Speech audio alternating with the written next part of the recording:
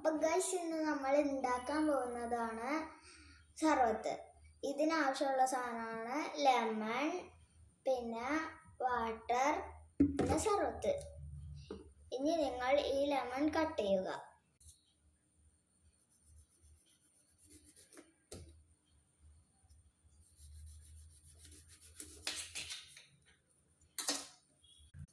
ഇനി നിങ്ങൾ സർവത്ത് എടുത്ത് ഗ്ലാസ്സിലോട്ട് വയ്ക്കുക.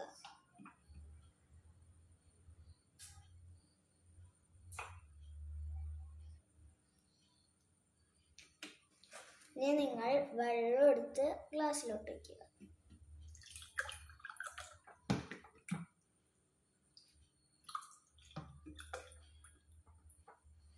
പിന്നെ നിങ്ങൾ കട്ട് ചെയ്ത നാരങ്ങ എടുത്ത് പിഴിയുക.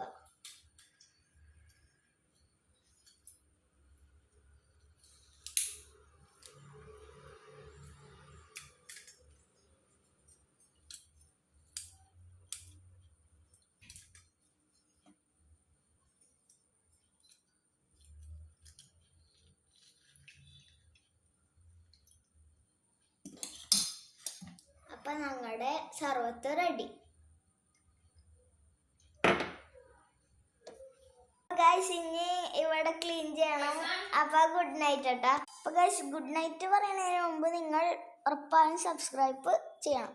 അപ്പൊ ഗൈസ് ഇവിടെ വൃത്തിയാക്കി. ഇനി നിങ്ങൾ ഇതുപോലെയാണോ സർവത്ത് ഉണ്ടാക്കണേ ഒന്ന് കമന്റ് ചെയ്യൂ.